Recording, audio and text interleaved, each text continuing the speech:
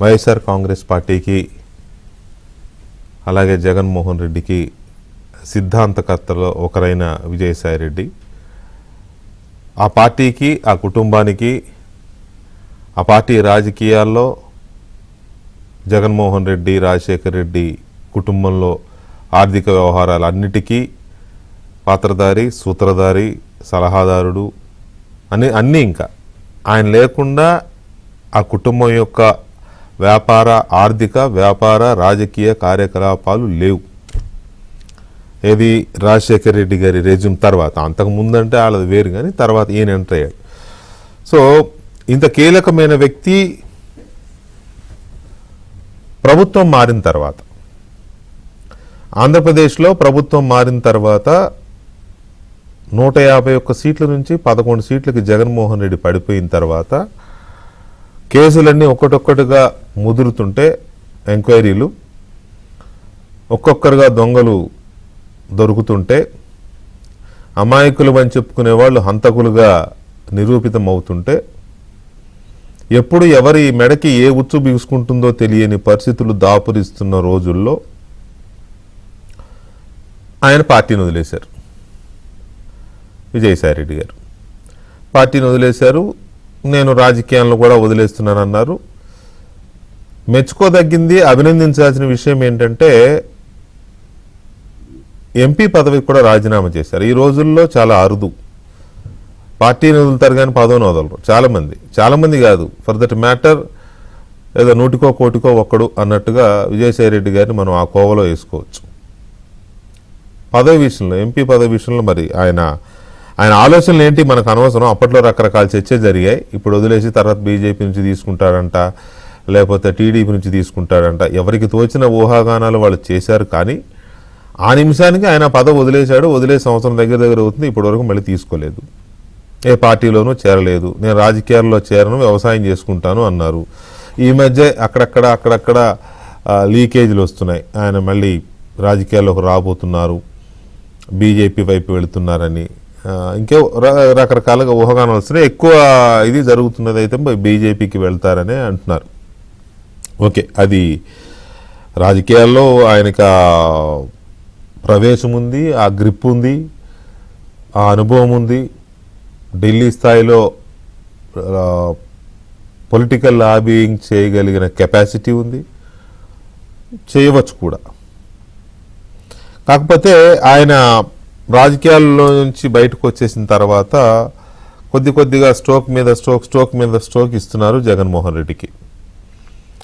ఇప్పటి వరకు ఏనాడు ఆయన జగన్మోహన్ రెడ్డిని నేరుగా పేరు పెట్టి మాట్లాడలేదు, నేరుగా పేరు పెట్టి విమర్శించలేదు.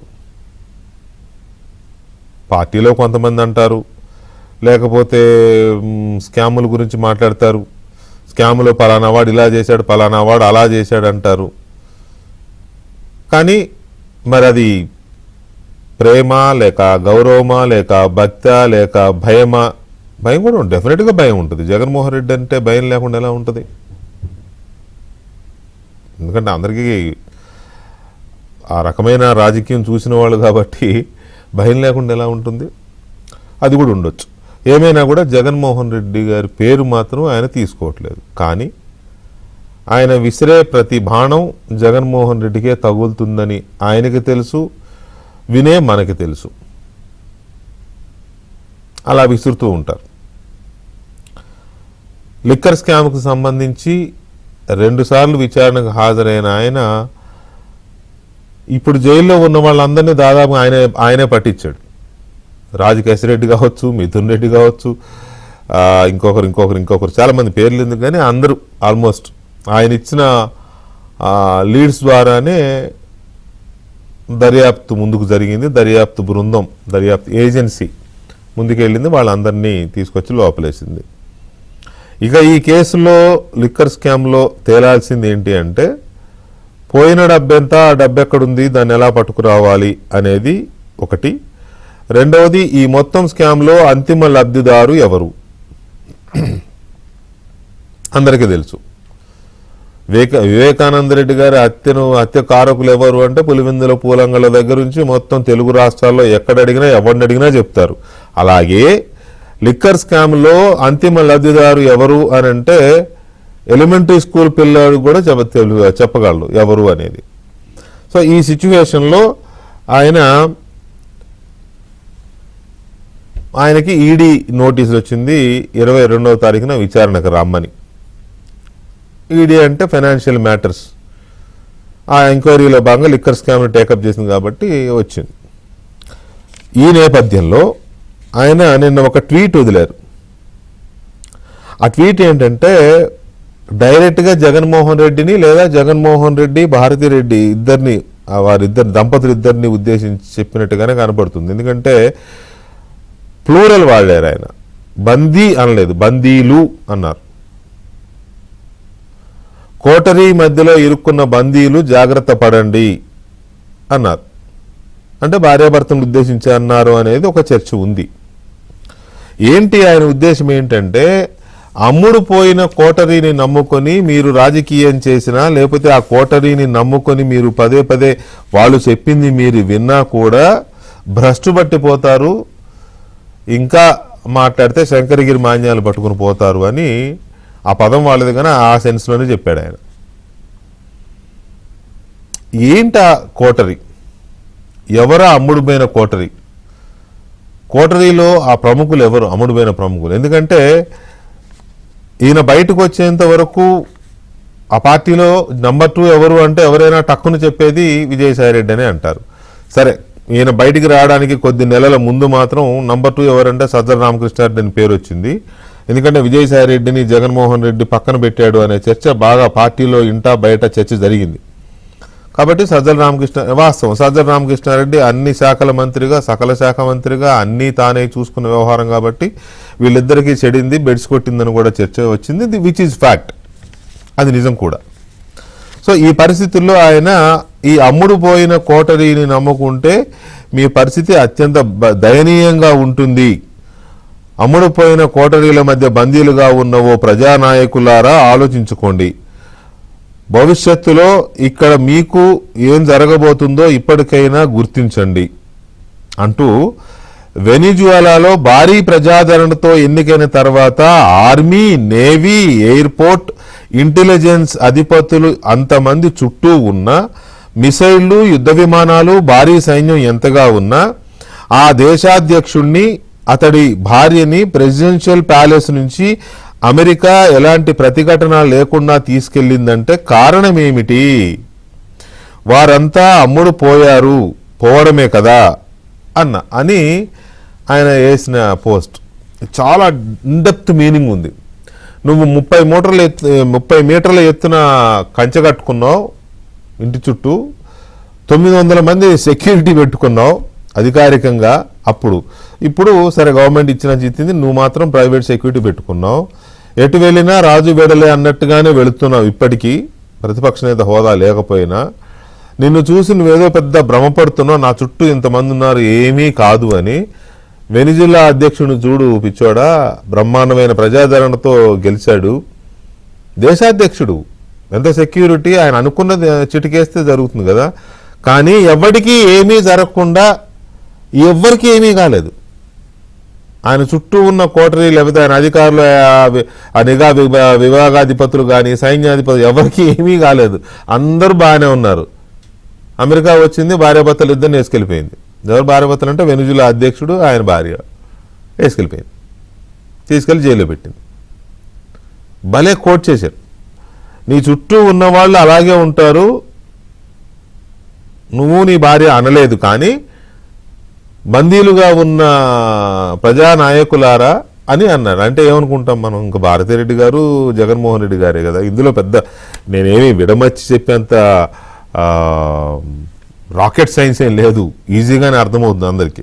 సో ఈ సిచ్యువేషన్లో కోటరీ ఎవరికి అమ్ముడు పోయింది, కోటరీలో కీలకమైన వ్యక్తులు ఎవరు, ఇక్కడ ఆ అమ్ముడుపోయిన వాళ్ళు ఎవరు, ఎందుకు అమ్ముడుపోయారు, ఎవరికి అమ్ముడుపోయారు? అమ్ముడు పోయిన తర్వాత కూడా విజయసాయిరెడ్డి లాంటి ఆ కుటుంబానికి అత్యంత శ్రేయోభిలాషి, అత్యంత స్వామి భక్తి కలిగిన వాడు, ఇప్పుడు కూడా ఆయన గౌరవంగా జగన్మోహన్ రెడ్డి గారి పేరు ఎక్కడ తీయట్లా, అలాంటి వ్యక్తి ఇన్నిసార్లు చెబుతున్నా జగన్మోహన్ రెడ్డి ఆ కోటరీని ఎందుకు పక్కన పెట్టడం లేదు? సరే, జగన్మోహన్ రెడ్డి గారు అంటే పక్కన పెట్టట్లేదు అనుకోవచ్చు, భారతిరెడ్డి గారు చాలా యాక్టివ్గా రోల్ ప్లే చేస్తున్నారు అంటున్నారు కదా, ఆవిడెందుకు పట్టించుకోవట్లేదు? ఇదే పరిస్థితి కొనసాగితే వెనుజులా అధ్యక్షుడి పరిస్థితేనా? ఒకవేళ ఎత్తుకెళ్తే ఎవరు ఎత్తుకెళ్తారు? అమెరికా అయితే రాదు ఖచ్చితంగా, తాడేపల్లికి అమెరికా సైన్యం వచ్చి జగన్మోహన్ రెడ్డి గారిని భారతిరెడ్డి గారిని ఎత్తుకుపోదు. విజయసాయి రెడ్డి గారు చెప్తున్నట్టుగా ఎవరో ఎత్తుకుపోతారు. విజయసాయి రెడ్డి గారు జగన్మోహన్ రెడ్డి గారికి చేస్తున్న హెచ్చరికలా లేక మిగతా సమాజానికి ఆయన ఏమైనా చెప్పదలుచుకుంటున్నారా అనే అంశాలు చర్చించబోతున్నాం మనం. చర్చలో మనతో తెలుగుదేశం పార్టీ నాయకులు, మాజీ మంత్రి డొక్కా మాణిక్య ప్రసాద్ గారు, అలాగే బీజేపీ సీనియర్ నాయకులు, తిరుమల తిరుపతి దేవస్థానం సభ్యులు, బోర్డు సభ్యులు భానుప్రకాష్ రెడ్డి గారు, అండ్ కాంగ్రెస్ అధికార ప్రతినిధి నారపిరెడ్డి కిరణ్ కుమార్ రెడ్డి గారు, అండ్ ఆంధ్రప్రదేశ్ మహిళా కమిషన్ మాజీ చైర్పర్సన్ వాసిరెడ్డి పద్మ గారు మనతో చర్చలో పాల్గొంటున్నారు. ముందుగా వరప్రసాద్ గారు నమస్తే అండి. నమస్తే అండి. వరప్రసాద్ గారు ఏదో టవర్ సిగ్నల్ పంపినట్టుగా పంపుతున్నారు విజయసాయి రెడ్డి గారు. సెల్ టవరు లేకపోతే ఏ ఉంటాయి కదా సిగ్నలింగ్, శాటిలైట్, ఏంటి ఆ సిగ్నల్స్ అని అర్థమవుతుందా మీకు? తేట తెల్లవండి. అందరికీ నమస్కారం, మిత్రులందరికీ, మేడం గారికి అందరికీ నమస్కారం, మీ వ్యూవర్స్ కూడా. ఇప్పుడు ఈరోజు సాయిరెడ్డి గారు ట్వీట్ చదివితే, సాయిరెడ్డి గారు ఏమన్నా వెనుజులా అమెరికా విభేదాల్లో మాట్లాడాడండి? అది అర్థం చేసుకో. ఆయన అంతర్జాతీయ విషయాలు మాట్లాడతాడా సాయిరెడ్డి గారు? మాట్లాడతారులే. ఆయన స్థాయి, ఆయన యొక్క ఆలోచన దయచేసి. గతంలో ఆయన పరిధి, ఆయన గతంలో వైజాగ్ లో బ్రెజిల్ అధ్యక్షుడు అన్నారు. ఓకే ఓకే, ఎక్కడన్నా ఫారిన్ ఇన్స్టిట్యూట్ చదువుకొని ఉండొచ్చు, అది తీసేయండి. కానీ ఆయన ఆలోచన పరిధి, ఆయన అండర్స్టాండింగ్ మనం అర్థం చేసుకోవచ్చు కదా. అంటే తక్కువ చేసి మాట్లాడటం కదా, ఆయనకున్న అండర్స్టాండింగ్, ఆయనకున్న ఆలోచన పరిధిని నేను చెప్తా ఉన్నాను. ఆయన ఖచ్చితంగా రాష్ట్ర రాజకీయాల గురించే మాట్లాడాడు. Is concerned about and Andhra Pradesh politics only, not other than that. మనం అంత దూరం ఆలోచించాల్సిన పని లేదు. ఆ ట్వీట్లో క్లియర్గా ఉంది, కేటగారికల్గా ఉంది, బిట్వీన్ ది లైన్స్ ప్రతి అక్షరం మనకు అర్థం అవుతా ఉంది. It is directly addressed to Jagan and his coterie. ఆ కోటరీ యొక్క ప్రమాదం నుంచి జగన్కి హెచ్చరికలు పంపించాడు ఆయన. అయ్యా, బాగుపడితే బాగుపడు, లేకపోతే అయిపోతావు నువ్వు, నేను ఎవరో ఎత్తుకెళ్తారు, సిచ్యువేషన్ నీకు అర్థం కావట్లేదు, నువ్వు అర్థం చేసుకో, లేకపోతే నువ్వు అయిపోతావు అని చెప్పాడు. దాన్ని అర్థం చేసుకోవడం అర్థం క్లియర్గా అర్థం అవుతుంది. దాంట్లో ఏం మనం దాచాల్సిన అవసరం లేదు. హెచ్చరికే కాదు, మనం కూడా ఎదురు చూస్తున్నాను. నేను గత 1.5 yearగా చూస్తూ ఉన్నాను. నేను లిక్కర్ కుంభకోణం చాలా పెద్ద కుంభకోణం. డిస్పైట్ అదర్ కుంభకోణాలు తీసేయండి, ఇన్స్పైట్ ఆఫ్ చాలా మనీ ఇష్యూస్ ఉన్నాయి, అవన్నీ తీసేయండి. కానీ లిక్కర్ కుంభకోణం 1,00,000 కోట్ల ట్రాన్సాక్షన్లో వీళ్ళు దొబ్బిన డబ్బులు, వీళ్ళు దోచుకున్న డబ్బులు కనీసం 10,000 నుంచి 15,000 నుంచి 20,000 కోట్లు ఉంటాయని రకరకాల వార్తలు వస్తూ ఉన్నాయి. చివరికి ఎంక్వైరీ ఏజెన్సీస్ 3,500 కోట్లు 4,000 కోట్లకు ఫిక్స్ చేశారు ట్రాన్సాక్షన్స్ అన్ని. గోల్డ్ ఎక్కడ కొన్నారు? 400 కోట్లు గోల్డ్ కొన్నారండి. దీంట్లో ట్రాన్సాక్షన్ క్లియర్గా అర్థమైంది కదా. విదేశాలకు ఎట్లా పంపించారు, హైదరాబాద్లో హాస్పిటల్స్ ఎలా కొన్నారు, వేరియస్ ప్లేసెస్లో ఆస్తులు ఎట్లా కొన్నారు, ఇవన్నీ క్లియర్గా ఎస్టాబ్లిష్ చేశారు విత్ డాక్యుమెంట్స్. మరి ఇవన్నిటి ఈడీ చూడాలి కదా. ఈడీ ఎందుకు వెయిట్ చేస్తూ ఉంది అని అందరూ కూడా, రాష్ట్రం అంతా కూడా ఎదురు చూస్తూ ఉంది. ఈడీ ఇప్పటికే లేట్ చేసింది, ఇంకా వాళ్ళ యొక్క ఆ క్రెడిబిలిటీని క్వశ్చన్ బిల్ అవుతుంది. ఈడీ క్రెడిబిలిటీని ఇంత కుంభకోణం జరిగితే, ఇంత స్థాయిలో ప్రజల ఆరోగ్యాన్ని పణంగా పెట్టి, లక్షలాది మంది ఆరోగ్యాన్ని పణంగా పెట్టి, కోట్ల రూపాయలు, 1,000 కోట్ల రూపాయలు దోచుకుంటే వాళ్ళ నేరస్తుల్ని మీరు విచారించడానికి ఇంత టైం పడుతుంది, 1.5 years పడుతుందా? బట్ ఇప్పటికైనా వస్తుంది, రావాలని నేను కోరుకుంటున్నాను, ప్రజలందరూ కోరుకుంటున్నారు. ఎందుకంటే ఇన్వెస్టిగేషన్ తేలాలి కదా, ఆ డబ్బులు ఎక్కడి మీద తేలాలి కదా. ఎవరు చూస్తారు డబ్బు ట్రాన్సాక్షన్? ఎవరు చూస్తారు? రాష్ట్ర ఏజెన్సీస్కి అవకాశం లేదు. ఓన్లీ ఈడీ ఒకటే చేయగలదు. ఈ డబ్బులు ట్రాన్సాక్షన్ దుబాయ్ ఎట్లా వెళ్ళాయి, వేరే రూట్లో గోల్డ్ ఎట్లా కొన్నారు, ఆ గోల్డ్ ఎలా కొనింటారు, మళ్ళీ క్యాష్గా ఎట్లా వచ్చింది, ఇవన్నీ రావాలంటే ఈడీ ఓన్లీ. అందులో రాష్ట్ర ఏజెన్సీస్కి ఆ పవర్ లేదు. కాబట్టి ఈడీ ఇప్పటికే డిలే చేసింది, చేయాలి. లేకపోతే ఈడీ క్రెడిబిలిటీ ప్రశ్నార్థకం అవుతుంది, వాళ్ళ యొక్క విచారణ మీద అనుమానం వస్తుంది. ఇప్పటికే లేట్ చేశారు. నేను ఓకే, అది విచారణ జరుగుతోంది, విచారణ స్పీడ్ గానే ఉన్నట్టు కనపడుతుంది. ఎందుకంటే 22 రమ్మని ఈయనకు చెప్పారు, నోటీస్ ఇచ్చారు, 22 రమ్మని మిథున్ రెడ్డికి ఇచ్చారు, ఇంకెవరికెవరికి ఇస్తారు, ఖచ్చితంగా నడుస్తుంది. ఆల్రెడీ కసిరెడ్డి రాజిరెడ్డిది విచారణ జరిగింది, జైల్లోనే చేశారు. సో అంతవరకు ఓకే. కాకపోతే ఇక్కడ నా పాయింట్ కానీ నాకు అర్థం అవుతున్నది ఏంటి అంటే, పద్మ గారు గుడ్ ఈవినింగ్ అండి. నమస్తే అండి. యా, విజయసాయి రెడ్డి గారు ఏదో చెప్పాలనుకుంటున్నాడు, ఎవరికో చెప్పాలనుకుంటున్నాడు. ఆ ఎవరికో ఏదో అనేది మీరేమైనా డీకోడ్ చేయగలరా? అందరికీ నమస్కారం అండి. నమస్తే అండి. విజయసాయి రెడ్డి గారి ట్వీట్ ని 2 రకాలుగా చూడాల్సి ఉంటుంది. ఒకటి, ఆయన జాగ్రత్త పడుతూ ఒక భయంతో పెట్టినటువంటి ట్వీట్. అదే సందర్భంలో రేపు ఏదన్నా వాస్తవాలు వస్తే అది విజయసాయి రెడ్డి బయట పెట్టాడు అనేటటువంటిది కాకుండా ఒక కోటరీ, ఆయనకి సంబంధించినటువంటి ఒక సొంత మనుషులు బయట పెట్టారు అనేటటువంటిది లోకం నమ్మాలి. ముందుగానే ఒక షీల్డ్ అందులో భాగంగా ఈయన కోటరీని హెచ్చరించడం అనేది. సరే, కోటరీ ఏమన్నా పవిత్రమా అంటే అది సెకండ్ సబ్జెక్ట్, అది వాస్తవమే. అమ్ముడుపోయే కోటరీ అనేటటువంటి వాస్తవమే. కానీ ఇందులో విజయసాయి రెడ్డి గారు ముందు జాగ్రత్తగా ఒక భయంతో చేసినటువంటి ట్వీట్. ఎందుకంటే ఆయన మామూలుగా చేయలేదు. ఈడీ విచారణకి నోటీస్ ఇచ్చిన తర్వాత ఈడీ విచారణకి 22వ తారీఖు హాజరవుతున్నటువంటి నేపథ్యంలో నిన్న పెట్టినటువంటి ట్వీట్. కాబట్టి మనం కాంటెక్స్ట్ ని అర్థం చేసుకో. ఈడీకి అటెండ్ అయిన తర్వాత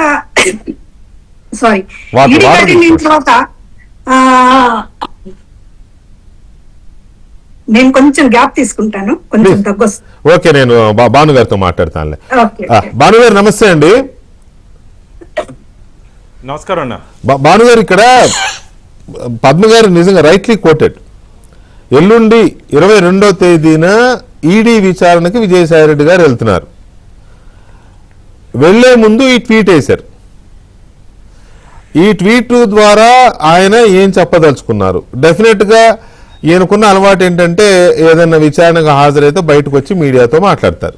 ఇప్పుడు ఏపీలో 2 సార్లు విచారణగా హాజరైతే సిఐడి విచారణకి 2 సార్లు వెళ్లే ముందు మీడియాతో మాట్లాడారు, బయటకు వచ్చాక మీడియాతో మాట్లాడారు. వెళ్లే ముందు కొన్ని విషయాలు చెప్పారు, బయటకు వచ్చి మొత్తం ఏం చెప్పారో లోపల అన్ని బయట చెప్పారు. ఇంకా ఎక్స్ట్రా కూడా చెప్పుండొచ్చులే, నాకు తెలియదు కదా లోపల ఏం జరిగింది. ఇప్పుడు ఈడీకి వెళ్లే ముందు ఈ ట్వీట్ వదిలేరు. ఈడీ విచారణకి వెళ్లే ముందు ఢిల్లీ ఎయిర్పోర్ట్లోనే ఎక్కడో మీడియాతో మాట్లాడతారు.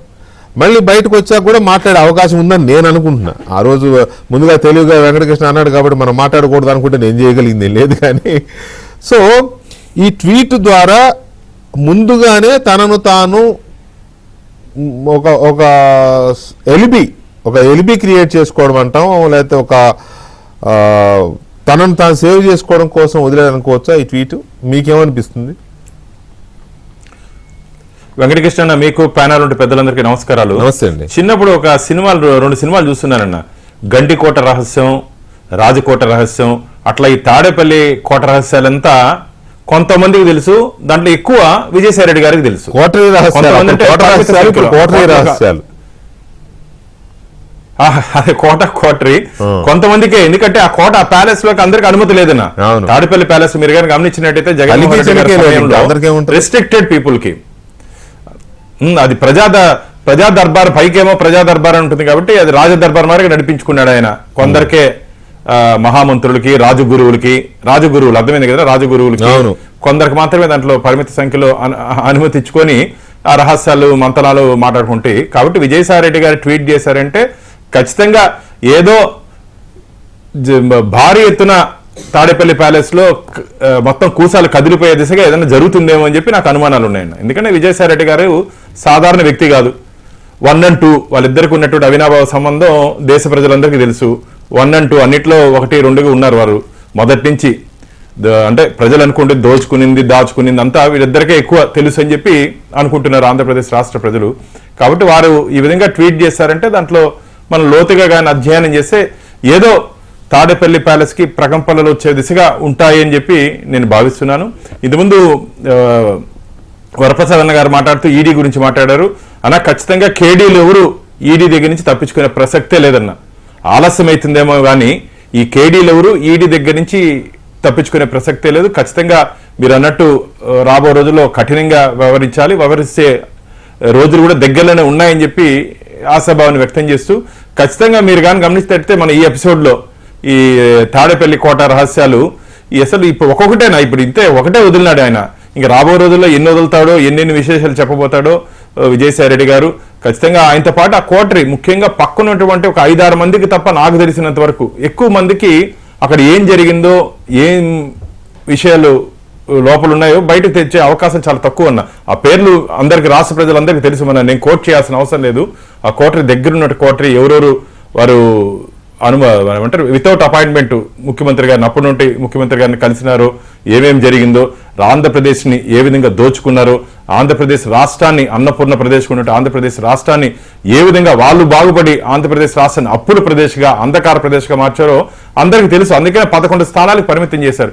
ఏ రోజైనా సరే కోటరీ పైన ఉన్నటువంటి ప్రేమ ప్రజలపైన చూపించారా జగన్మోహన్ రెడ్డి గారు? మీరు ఏ రోజైనా సరే మీ స్థానికంగా ఉన్నటువంటి ఎమ్మెల్యేలకు కానీ, మంత్రులకు కానీ, జిల్లా సమస్యల మీద కానీ, స్థానిక ప్రజల సమస్యల మీద కానీ ఏదైనా చర్చించినట్టు మీరు సెమినార్లు తీసుకుని ఏదో క్యాబినెట్ మీటింగ్లు అయిన తర్వాత తూతూ మంత్రంగా అప్పుడప్పుడు ఏదో పిలిచి మాట్లాడేది కాకుండా ఏదైనా ప్రణాళికాబద్ధంగా ఏదైనా చేసినట్టు దాఖలాలు లేవు గత 5 సంవత్సరాల్లో. కాబట్టి ఖచ్చితంగా ఈ విజయసాయి రెడ్డి గారు ఒక ట్వీట్ వెనకాల ఖచ్చితంగా ట్విస్ట్ అయితే ఉంటుంది. ట్వీట్ వెనకాల ట్విస్ట్ అయితే ఖచ్చితంగా ఉంటుంది. ట్విస్ట్ ఏదో 2-3 రోజులు తెలుస్తుంది. ట్విస్ట్ ఉంటుంది. ఇంకేదో భయం లాంటిది ఏదో కూడా ఉన్నట్టు. భయం అంటే ఏం లేదు, కానీ తన మీదికి రాకుండా దులుపుకునే ప్రయత్నం కూడా అయి ఉండొచ్చు. కిరణ్ కుమార్ రెడ్డి గారు నమస్తే. యా, విజయసాయి రెడ్డి గారి ట్వీట్లో ఉన్న ఆ వ్యాఖ్యల్ని మీరు ఎలా అర్థం చేసుకుంటున్నారు? ఒకటి, ఈరోజు ప్యానెల్లో పెద్దలందరూ కూడా నమస్కారం. నమస్తే. అదేవిధంగా ఏబిఎన్ ప్రేక్షకులు కూడా. బీజేపీ అంటేనే బాబు, జగన్, పవన్ అని ఈరోజు రాష్ట్రం అంతా అనుకుంటాం. ఎందుకంటే మాణిక్యవర ప్రసాద్ గారు చెప్పినట్టు ఈడీ ఎందుకు ఆలస్యం చేస్తుందో అని ఆయన క్వశ్చన్ వేస్తే లేదన్న ఈడీ పని చేస్తే విజయసాయి రెడ్డి గారి గురించి అడిగితే బీజేపీ గురించి అడుగుతాను. అదేనండి, అదే అంటే భారతీయ జనతా పార్టీ అండి. జాగ్రత్త చదవండి అన్నా, భారతీయ జనతా పార్టీ అంటే అదే చెప్తున్నా. ఈ కేసులన్నీ కూడా జగన్మోహన్ రెడ్డి గారి దాకా వస్తాయా లేదా అనేది రాష్ట్ర ప్రజలకు అందరికీ కూడా అర్థమవుతుంది. అది పక్కన పెడితే విజయసాయి రెడ్డి గారి ట్వీట్ ఏదైతే ఉందో, రాజకీయ పార్టీలో ఒక రాజకీయ నాయకుడి కంటూ కొంత సొంత మనుషులు కోటరీ అనేది కామన్ గా ఉంటుంది. అయితే ఆ కోటరీనే నమ్ముకుని కోటరీ చెప్పిందే వినడం వల్ల ఈరోజు 151 సీట్ల నుంచి 11 సీట్లు పడిపోయేటటువంటి మాట వాస్తవం. ఎందుకంటే ఒక మంత్రులకు కానీ, సీనియర్ నాయకులకు కానీ అసలు అవన్నీ పక్కన పెడితే ప్రజాభిప్రాయాన్ని గౌరవించలేదు. కాబట్టి ఈరోజు వైఎస్ఆర్ కాంగ్రెస్ పార్టీ పతనమైంది. కింద గ్రౌండ్ లెవెల్ ఫీడ్బ్యాక్, ఏ సంస్థ కావచ్చు, రాజకీయ పార్టీ కావచ్చు, ప్రజల అభిప్రాయాలను, అక్కడ ఉండేటటువంటి స్థితిగతులను అర్థం చేసుకోలేనటువంటి పరిస్థితుల్లో చుట్టూ ఉండేటటువంటి కోటరీ అతనికి నిజాలు తెలియకుండాను మేనేజ్ చేయడం వల్ల ఈ రోజు వైఎస్ఆర్ కాంగ్రెస్ పార్టీ ఈ స్థాయికి వచ్చిందనేటటువంటి విషయం తెలిసి విజయసాయి రెడ్డి గారు మళ్ళీ కూడా హెచ్చరిస్తున్నారు ఆ కోటరీని మీరు. ఎందుకంటే అక్కడ ఉండేటటువంటి కోటరీ ఎవరో రాష్ట్రంలో అందరికీ తెలుసు, రాష్ట్రంలో ఉండే నాయకులకి అందరికీ తెలుసు. కాబట్టి ఇది ఒక అప్రజాస్వామికంగా పరిపాలించి నియంతలాగా వ్యవహరించడానికి కారణం ఆ కోటరీ. ఈరోజు ఏ విషయాలు కూడా తెలుసుకోలేకపోవడం కోసం ఆ కోటరీని దాటి రాలేకపోయాడు కాబట్టి వైఎస్ఆర్ కాంగ్రెస్ పార్టీ పతనమైంది. ఈ రోజు అక్కడ ఉండే సీనియర్ నాయకులు చాలా మంది కాంగ్రెస్ పార్టీలోకి టచ్లోకి వస్తున్నారు. ఎందుకంటే అక్కడ ఇంకా కూడా జగన్మోహన్ రెడ్డి మారతారేమో అనేటటువంటి ఆలోచన, సీనియర్ల అభిప్రాయాన్ని గౌరవం. ఎందుకంటే రీసెంట్ గా చూసాం జగన్మోహన్ రెడ్డి గారు సీనియర్ నాయకులందరినీ కూర్చోబెట్టడం, మైక్ ఎత్తుకుని మాట్లాడతారు. అక్కడ మనకన్నా వయసులో పెద్దవాళ్ళు, ఎక్కువ సార్లు గెలిచిన వాళ్ళు, సీనియర్ నాయకులు, కింద స్థాయిలో పనిచేసినటువంటి వాళ్ళు, కష్ట సుఖాలు తెలిసిన వాళ్ళందరినీ కూర్చోబెట్టి మళ్ళీ అదే పాత రోజులు ఏ విధంగా అయితే ఉన్నారు, గతానికి ఇప్పటికి ఏం మార్పు లేదనేటటువంటి విషయం అందరు నాయకులకు అర్థమవుతుంది. ఖచ్చితంగా రాబోయే రోజుల్లో వైఎస్ఆర్ కాంగ్రెస్ పార్టీ అనేది మునిగిపోయేటటువంటి నావ. ఎందుకంటే ఆ యొక్క నియంత యొక్క ధోరణిలో మార్పు లేదు. ఇది ప్రజలకు సంబంధించినటువంటి ప్రజాస్వామ్యబద్ధంగా పరిపాలించాలనేటటువంటి ఆలోచన లేదు. ఎందుకంటే గత ఎన్నికల్లో వైఎస్ఆర్ కాంగ్రెస్ పార్టీ చేసినటువంటి సోషల్ ఇంజనీరింగ్ కావచ్చు, సంక్షేమ పథకాలు కావచ్చు, ఇవన్నీ పనిచేయకపోవడానికి కారణం ఏంటని ఇప్పటికి కూడా వాళ్ళు తెలుసుకోలేనటువంటి పరిస్థితుల్లో ఉన్నారు. వాళ్ళు ఎందుకంటే ఆ నిజాలు తెలుసుకోవాలని జగన్మోహన్ రెడ్డి గారు అనుకున్నా కూడా ఈ కోటరీ అంతా కూడా వాస్తవాలు తెలిసేటటువంటి పరిస్థితి లేదు. కాబట్టి ఒక కొద్ది మంది సీఎం ఆఫీసులో కొద్ది మంది అధికారులు, కొద్ది మంది కోటరీ రాజకీయ నాయకుల వల్ల ఈరోజు ఆ పార్టీ భ్రష్టు పట్టిపోయింది అనేటటువంటి మాట వాస్తవం. తిరిగి వైఎస్ఆర్ కాంగ్రెస్ పార్టీని ప్రజలు ఆదరిస్తారని నేనైతే అనుకోవట్లేదు. ఎందుకంటే ఇప్పటికి కూడా మేము ఎందుకు ఓడిపోవడానికి గల కారణాలు ఏమైనా విశ్లేషించుకుని, మేము ఎందుకో మద్యం పాలసీలో తప్పు చేశాం, శాండ్ పాలసీలో తప్పు చేశాం, లేదనుకుంటే కొన్ని దీనివల్ల మేము బొమ్మలు వేసుకున్నాం అన్నింటిలో ఈసారి గెలిస్తే మేము అసలు ఈసారి గెలిస్తే 10th క్లాస్ సర్టిఫికేట్ల మీద కూడా జగన్మోహన్ రెడ్డి ఫోటో వేసుకుంటారని భయపడ్డారండి జనాలు ఆ ఫోటో పిచ్చి. కాబట్టి ఇట్లాంటివన్నీ చూసిన తర్వాత కూడా తిరిగి చదువుకున్న వాడు మళ్ళీ వైఎస్ఆర్ కాంగ్రెస్ పార్టీకి ఓటు వేస్తారనేటటువంటి భ్రమలో వాళ్ళు ఉన్నారనేది ఈరోజు ప్రజలకు అర్థమవుతుంది. అది జరగదు. కాకపోతే వైఎస్ఆర్ అంటేనే వైఎస్ రాజశేఖర రెడ్డి గారు, కాంగ్రెస్ అంటే కాంగ్రెస్ పార్టీ. కాబట్టి ఆ రెండు పేర్లు పెట్టుకుని రాజశేఖర రెడ్డి గారి ఆశయాలను ముందుకు తీసుకెళ్తారని ఎవరన్నారు? ఈరోజు ప్రజలు అనుకుంటే- వైఎస్ఆర్ అంటే రాజశేఖర రెడ్డి అని ఎవరన్నారు? మీరు అనుకుంటే సరిపోయిందా? మేము అనుకోవడం కాదు సార్, ఆంధ్ర ప్రజలు అనుకొని రాజశేఖర రెడ్డి గారు మనం ఇక్కడ వైఎస్ఆర్ కాంగ్రెస్ పార్టీ గురించి మాట్లాడుతున్నాం. అందులో వైఎస్ఆర్ అంటే రాజశేఖర రెడ్డి గారు కాదు, యువజన శ్రామిక రైతు. అదే సార్, ఆ యువజనుల్ని శ్రామికులను రైతులు వదిలేశాడు. వైఎస్ఆర్ మీద ఉండేటటువంటి అభిమానంతో వైఎస్ఆర్ అంటే వైఎస్ఆర్ రాజశేఖర రెడ్డి అనుకుని ఈరోజు అందరూ కూడా కాంగ్రెస్ పార్టీలో ఉండేటటువంటి ప్రతి ఒక్కరు కూడా జగన్మోహన్ రెడ్డి గారిని రాజశేఖర రెడ్డి గారి కొడుకుగా ఆదరించి అందలం ఎక్కిస్తే, రాజశేఖర రెడ్డి గారి లాంటి సుపరిపాలన పక్కన పెట్టి ఒక నియంతలాగా ఈరోజు చివరికి రాజశేఖర రెడ్డి గారి పేరే లేకుండా అన్నింటిలో నా ఫోటో, నా నవరత్నాల లోగోనే ఉండాలి, రాజశేఖర రెడ్డి గారి పేరు కూడా ఉండకూడదు అనేటటువంటి ఒక ఆలోచనకు వచ్చాడు. కాబట్టి ఈరోజు ప్రజలు తిరస్కరించి ఆ స్థాయికి తీసుకెళ్లు. కాబట్టి ఖచ్చితంగా రాబోయే రోజుల్లో కాంగ్రెస్ పార్టీలోకి వైఎస్ఆర్సీపీ నుంచి వలసలు ఖచ్చితంగా పెరుగుతాయి. ఈరోజు షర్మిలమ్మ గారు రాజశేఖర రెడ్డి గారు కోసం వచ్చింది కాబట్టి కాదు, ఏదో సామె జరగబోయేది మేము చెప్తున్నాం కదా. కాదు మిత్రమా, నేను అనేది ఇప్పుడు అక్కడ కూలిపోతుందా లేదా అనేది ఒక ఇష్యూ. కూలిపోతుంటే వాళ్ళందరూ ఏదైనా రక్షిత గృహాల్లోకి వెళ్తారు కానీ ఆల్రెడీ కూలిపోయిన దాంట్లోకి ఇంకో కూలిపోయిన దాంట్లోకి వెళ్తారా? కాంగ్రెస్ పార్టీ అనేది కూలడం ఉండదు సార్.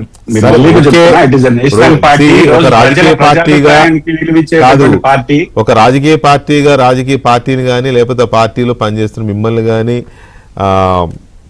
బాధ పెట్టాలనే ఉద్దేశం అది కాదు. కానీ యాజ్ ఆఫ్ నౌ ఉన్న సిచ్యువేషన్ లెక్కేస్తే వైసీపీలో జగన్ పోకడలు నచ్చకో లేకపోతే వైసీపీకి భవిష్యత్తు లేదు అని అనుకుంటే ఇంకో భవిష్యత్తు ఉన్న పార్టీకి ఎక్కడో లేకపోతే అవకాశం ఉన్న పార్టీలోకి వెళ్తారు. కానీ కాంగ్రెస్ పార్టీకి ఇప్పుడున్న సిచ్యువేషన్ లో ఎందుకు వెళ్తారు? సరే, అది మన టాపిక్ కాదులే.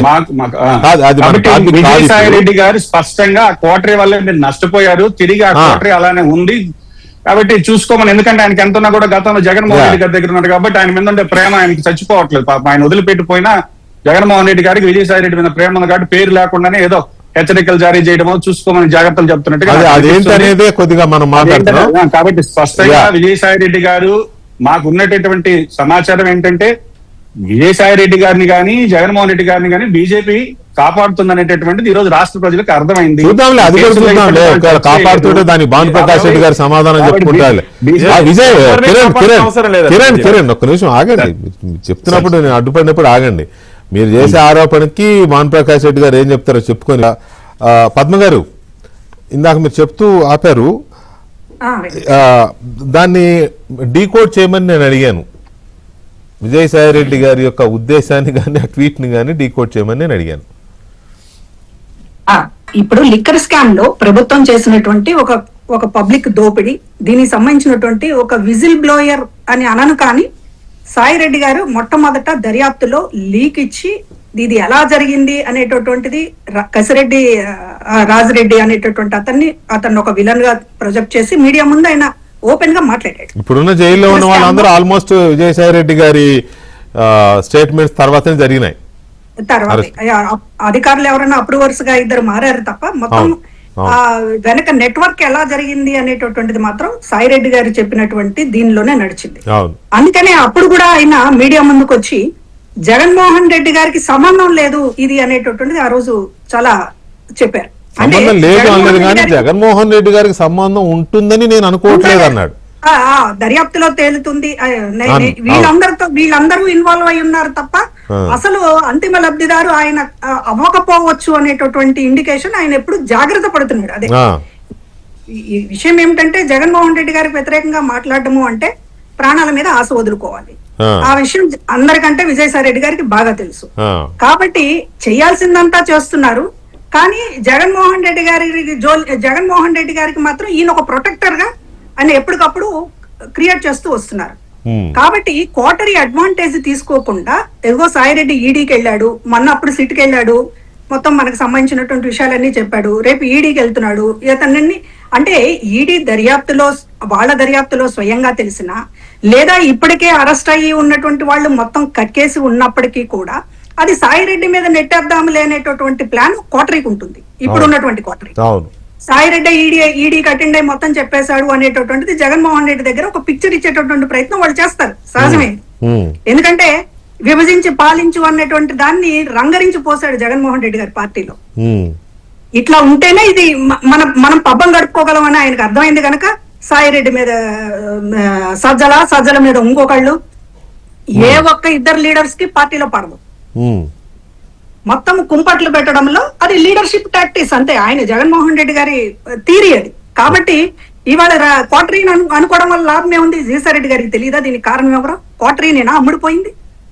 అసలు అంతిమ లబ్ధిదారి అమ్ముడిపోయిన తర్వాత కోటరీదంతా ఎవడొకడు పార్టీని నడపాలనుకున్నప్పుడు ఒక నీతి, నిజాయితీ, అంకిత భావం ఇవన్నీ ఉంటాయి.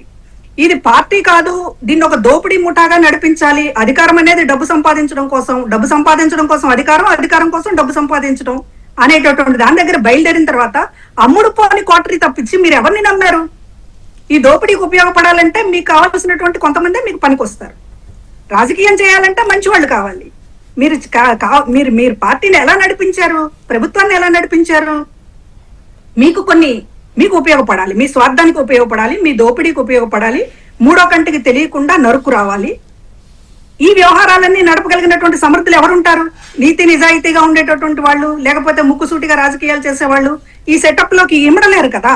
కాబట్టి మీ కోటరీ ఎప్పుడు కూడా ఒక దొంగల ముఠాలాగా, దోపిడి ముఠాలాగా మారిపోయింది. మారిన తర్వాత ఇవాళ అమ్ముడుపోయిందని కొత్తగా మాట్లాడడం ఏంటి విజయసాయి రెడ్డి గారు? జగన్మోహన్ రెడ్డి గారికి తెలియదా ఇది అమ్ముడుపోయే ముఠా అని? తెలియదా 2014లో ఓటమికి కారణం ఏంటో తెలియదా? ఈ అమ్ముడుపోయినటువంటి కోటరీ అని తెలియదా? లేకపోతే మొత్తం కూడా ఇవాళ సర్వే రిపోర్ట్లన్నీ తప్పని ఎలక్షన్స్ ముందే ఈ కోటరీ క్రియేషన్ అనేటటువంటి జగన్మోహన్ రెడ్డి గారికి తెలియదా? అన్ని తెలిసే ఈ కోటరీని ఆయన వదలలేడు. అదేవిధంగా బందీ అనేటటువంటి మాట కూడా వాస్తవం. బందీ ఎందుకయింది? మీ రహస్యాలన్నీ వాళ్ళ చేతుల్లో ఉన్నాయి. వాళ్ళ సజ్జల గారి తలుపు తడితే వివేకానంద రెడ్డి గారి హత్య కేసు ఏంటో బయటకు వస్తుంది. అవినాష్ రెడ్డిని కదిలిస్తే వివేకానంద రెడ్డి గారి హత్య కేసు ఏంటో బయటకు వస్తుంది. మీ గుట్లన్నీ వాళ్ళ దగ్గర ఉన్న తర్వాత వాళ్ళ చేతుల్లో బందీలు కాకుండా ఎలా అవుతారు? మీరు నిజాయితీ కలిగినటువంటి రాజకీయం చేసుంటే ఇవాళ జగన్మోహన్ రెడ్డి గారి కోసం ప్రాణాలు ఇవ్వాలన్నా లేకపోతే ఇంకొకళ్ళన్నా ఒక సెక్షన్ ఆఫ్ పీపుల్, అది చాలా కింది స్థాయిలో ఉన్నటువంటి కొంతమంది చేసేటటువంటి పని తప్ప మీ చుట్టూ ఉన్నటువంటి కోటరీ మిమ్మల్ని ఎందుకు అమ్మదు? ప్రతి ఒక్కళ్ళు అమ్మేవాళ్లే జగన్మోహన్ రెడ్డి గారి పక్కన ఉన్నది. ఎందుకంటే ఆయన అమ్మేవాళ్ళని సెలెక్ట్ చేసుకున్నాడు ఆయన రాష్ట్రాన్ని అమ్మటానికి. అవును, ఆ వస్తువు అమ్మకానికి ఉంటే అమ్మేవాళ్ళు చాలా మంది వస్తారు కదా. రాష్ట్రాన్ని అమ్మడానికి జగన్మోహన్ రెడ్డి గారు సిద్ధపడిన తర్వాత కోటరీ ఆయన అమ్మదా? ఎవరికి అమ్ముడు పోయాడు అంతిమ లబ్ధిదారుడు? అంతిమ లబ్ధిదారుడు అమ్మడం కావడం. నేను అంటున్నది ఏంటంటే కోటరీలో అమ్ముడు పోయారు అనేటటువంటిది ఆయన మాట్లాడుతున్నాడు. దానివల్ల రేపు మీకు ప్రమాదం వస్తుంది మీరు అనేది చెప్తున్నాడు సాయిరెడ్డి గారు. అవును. ఇప్పుడు కోటరీ అమ్ముడు పోయింది అని అంటే ఇవాళ ఆయన ఉద్దేశం ఏంటంటే ఈ అరెస్ట్ అయినటువంటి వాళ్ళల్లో చాలా మంది చాలా విషయాలు చెప్పు ఉన్నారు. సిట్ చాలా ముందు చూపుతోటి వాళ్ళ ప్రాణాలకి భరోసా కల్పించడానికి విషయాలను బయటకు రాకుండా చూసింది. దాదాపు అప్రూవర్లు అనేటటువంటి వాళ్ళు ఒకళ్ళిద్దరిని మాత్రమే బయటకు చూపిస్తున్నప్పటికీ కూడా అందరూ చేతులు ఎత్తేసినటువంటి వాళ్ళే. వాళ్ళకి జగన్మోహన్ రెడ్డి గారి మీద అభిమానము లేదు, ప్రేమ లేదు, ఆయన కాపాడాలనేటటువంటి లేదు. ఎందుకంటే వీళ్ళని వాడుకున్నాడు కనుక. అవును, Jaganmohan Reddy tit for tat అనేటటువంటిది. ఇప్పుడు ఒక ముఠాకి, ఒక దోపిడి ముఠాకి ఏంటి అంతా కలిసికట్టుగానే ప్రయాణం చేస్తారు. అవసరం వచ్చినప్పుడల్లా ఒకడికొకడు వెనుపోటు పొడుచుకుంటూ చివరికి ఇది నేను సేవ్ కావాలి మిగతా అంత. అదే విధంగా ముఠా నాయకుడిని కూడా ఆ రకంగానే చేస్తారు. అంతే కదా. అవును. కాబట్టి ఇది ముఠా నాయకుడిని కాపాడాలి అనేటటువంటి ప్రయత్నం ఇది ముఠాగా జరిగింది. కాబట్టి ఏ ఒక్కళ్ళకి కూడా ఒక చిత్తశుద్ధి లేదు. జగన్మోహన్ రెడ్డిని ఏ పరిస్థితుల్లో కాపాడాలి అనేటటువంటి కోశంలో ఎవరు కూడా లేకపోవడం వల్ల ప్రతి ఒక్కళ్ళు అప్రూవర్ గానే మారారు. ప్రతి ఒక్కళ్ళు జరిగినటువంటి విషయాన్ని చెప్పారు. మాకు సంబంధం లేదు, ఈ డబ్బంతా ప్యాలెస్ కి వెళ్ళింది అంటే ఒక కడుపు మంట. మాతో ఇంత చేయించారు, మాకు ఒక చిల్లర కూడా వేల్చలేదు. తీసుకెళ్లి ఇందాక డాక్టర్ గారు చెప్పినట్లు ఒక 400 కోట్ల బంగారం కొండం ఏంటండి? లేకపోతే ఇంకొకటి ఏంటి? అంత డైరెక్ట్ గా చేరింది తప్ప మాకేం తెక్కింది? మేమెందుకు ఈ జైలు శిక్ష అనుభవించాలి? మేమెందుకు మా కుటుంబాలు మానసిక క్షోభకు గురి కావాలి? కాబట్టి చెప్పేద్దాం అనేటటువంటి పద్ధతిలో అందరూ నిజాలు చెప్పారు. ఒక్క నిమిషం కాబట్టి పద్మ గారు. సాయిరెడ్డి గారు నేను ఒక్కడనే చెప్పలేదు బాబు, అందరూ చెప్పారు నాయన జగన్మోహన్ రెడ్డి కళ్ళు తెలు అని చెప్తున్నాడు. అది రైట్. ఇక్కడ వరప్రసాద్ గారు, ఇప్పుడు అమ్ముడు పోయిన కోటరీ ఎవరు, ఎవరికి అమ్ముడు పోయారు, ఇది చాలా కీలకమైన పాయింట్. ఆయన ఏమంటున్నాడు, అమ్ముడు పోయే కోటరీలో ఇరుక్కుపోయిన బందీలారా జాగ్రత్త పడండి అని ఆయన అలర్ట్ చేసే ప్రయత్నం చేస్తా ఉన్నాడు. రైట్, అది వరకు మనకు క్లియర్ అవుతుంది. అది ఆయన జగన్మోహన్ రెడ్డిని అలా ఆయన జగన్మోహన్ రెడ్డి దంపతులు భార్య భర్త ఇద్దరిని అలర్ట్ చేస్తున్నాడని అనుకుందామేలే, అదేలే జరుగుతుంది. కానీ ఎవరు అమ్ముడు పోయిన కోటరీ ఎవరు? కోటరీ అంటే ఒకడు కాదు, కనీసం 2, 3, 4, 5, 6 ఉంటారు. అమ్ముడు పోయింది ఎవరు, ఎవరికి అమ్ముడు పోయారు? అంటే కోటరీ జగన్మోహన్ రెడ్డి గారి చుట్టూ ఉండే కోటరీ చాలా బలమైందండి. అది కోటరీ అంటే చిన్న విషయం కాదు అది. అవును, వాళ్ళు ఎన్ని హత్య రాజకీయాలు, ఎన్ని దుర్మార్గాలు, ఎన్ని నీచమైన పనులు చేయాలో అది చేసే కోటరీ. అదేమి సామాన్యుడు బయటికి చూడటానికి చాలా వెజిటేరియన్ కనిపిస్తాడు, కానీ అతను మీడియాలో సకల శాఖ మంత్రి అతను ఆంధ్ర శశికళ. నేను ఎప్పుడో చెప్పాను అతన్ని. అవును, ఆంధ్ర శశికళ అతను ఎలా చేయాలి, దుర్మార్గాలు ఎలా చేయాలి, ఎలా డిజైన్ చేయాలి, ఆ దుర్మార్గం చేసే ముందు ఆ మనిషితో ఎలా మాట్లాడతాడు, మొత్తం ఏ మనిషిని దుర్మార్గంగా అణిచివేయబోతాడు లేకపోతే చంపేయబోతాడు రాజకీయంగా, ఆ మనిషితో చాలా ఫ్రెండ్లీగా మాట్లాడతాడు. అతను ఫ్రెండ్లీగా మాట్లాడి తర్వాత ఆపరేషన్ వేరేగా చేస్తుంటాడు. అలాంటి దుర్మార్గం చేతిలో సాయిరెడ్డి లాంటిడే బలయ్యాడు. కాబట్టి సాయిరెడ్డి ఏమంటున్నాడంటే వీళ్ళు ఎవరినైనా చేస్తారు కాబట్టి వీళ్ళతో నువ్వు జాగ్రత్తగా ఉన్నాయి అంటున్నాడు. మీరు అమ్ముడు పోయారనే ఒక కార్యక్రమం ఏంటంటే నాకైతే అది ఆ స్కోపు నాకు కనపట్టలేదు. బట్ లీక్స్ ఇస్తారు వీళ్ళ దగ్గర ఉన్నది అంటే జగన్ రెడ్డిని ఫిక్స్ చేయాలి, వాళ్ళ ఫ్యామిలీని ఫిక్స్ చేయాలంటే కొన్ని లీక్స్ వెళ్తారు వాళ్ళు. అంటే వాళ్ళు తెలియకుండా జగన్ చుట్టే ఉంటారు, జగన్ కాసుకొని ఉంటారు, కానీ లీక్స్ పంపిస్తుంటారు. అంటే సకల శాఖ ఉన్నాడా పంపడం అంటే కదా, అదే దట్ ఈస్ నాట్ అంటే వీళ్ళ చేతిలో ఉండాలి అతను. ప్రాబ్లం ఏంటంటే జగన్ రెడ్డి ఒక ఎరాటిక్ ఫెలో, అంటే అతను ఒక విచిత్రమైన మనిషి. అతని కోపం, దుర్మార్గం అన్ని ఫేస్లో ఉంటాయి, అతను కడుపులో ఉంటాయి. వెంటనే అది చూసుకొని ఏదైనా ఎగబడతాడేమో, ఏదైనా ఇది చేస్తాడేమో, కొడతాడేమో, తంతాడేమో భయం చొప్పున వాళ్ళు ఎప్పుడు అతన్ని ఒక గుడ్ హ్యూమర్లో ఏదో పెద్ద ప్రజల్లో తిరుగుబాటు వస్తుంది, నువ్వు ఇంకా మళ్ళీ ముఖ్యమంత్రి అవుతుందని చెప్పటం, లేకపోతే కొన్నిసార్లు లీక్స్ ఇచ్చి అతను కంట్రోల్ చేయటం, ఇవన్నీ చేస్తూ ఉంటారు. బహుశా ఆ లీక్స్ గురించి మాట్లాడా అమ్ముడు పోయారన్నారు అనేది నాకు క్లారిటీ లేదు. బట్ లీక్స్ అయితే వస్తూ ఉన్నాయి. నాకు కూడా కొంతమంది కలిసిన వాళ్ళు చెప్తున్నారు ఇది అని అంటున్నారు. బహుశా ఆంధ్ర శశి కూడా అర్థం కాకుండా మాట్లాడితే మీకు ఏమవుతున్నాయి ఇది అని ఏమవుతున్నాయి లీకులు? ఈ ఆంధ్ర శశికళ యొక్క బ్యాచ్ నుంచి వచ్చే సమావేశం అంటే ఏదో జరగబోతా ఉంది, ఏదన్నా అరెస్టులు జరుగుతాయా లేకపోతే విచారణ పిలుస్తారా అనే ఒక భయం అయితే ఉంది వాళ్ళకి. అది మాత్రం నేను స్పష్టంగా నాకున్న పరిచయాల్లో నాకు వస్తూ ఉంది. బహుశా నాకేందంటే వాళ్ళకి ఏంటంటే ఇంకొక మంత్రాంగం కూడా తెలుసు వాళ్ళకి. ఢిల్లీలో ఎలా మేనేజ్ చేయాలి, ఢిల్లీలో ఏ విధంగా సంస్థలను మేనేజ్ చేయాలి, ఈ విషయాలు కూడా ఆరితేరిన వాళ్ళు. అందువల్ల ఎట్లా అయిందాక మనం చెప్పలేము వీళ్ళని తక్కువ, ఎందుకంటే డబ్బులు విచ్చలుగా ఖర్చు పెడతారు. వీళ్ళకి చాలా భారీ స్థాయిలో పరిచయాలు ఉన్నాయి, వీళ్ళకి ఏం తక్కువ లేరు వీళ్ళకి. అందువల్ల అది ఎలా అనేది నిజంగా జరిగితేగా నమ్మలేం.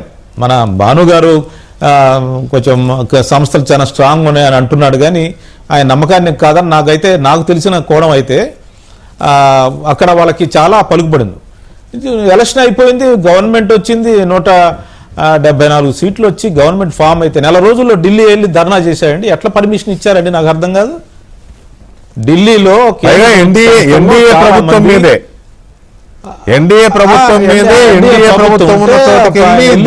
ధర్నా చేశాడు, ఇక్కడ లా అండ్ ఆర్డర్ లేదని ధర్నా చేసి ప్రభుత్వం రద్దు చేయమంటాడు. దానికి ఎవరెవరు వచ్చారండి? కాంగ్రెస్ పార్టీ నాయకులు, తర్వాత ఇండియా కూటమి నాయకులంతా వచ్చారు దానికి. అంటే ఏంది నీ పలుకుబడి ఏంటి? నీకు ఎవరు పర్మిషన్ ఇచ్చారు? అంటే ఏంటంటే నీ డబ్బులతో నువ్వు అధికార యంత్రాంగాన్ని మేనేజ్ చేస్తున్నావు. అందువల్ల కేంద్రంలో ఎవరో అతనికి టచ్లో ఉన్నారు. అందువల్ల మనం ఈ కాంప్లెక్సిటీని మనం డిఫరెంట్గా చూడాలి. ఇది ఒక హెచ్చరిక, ఇది ఒక అనుమానాలు.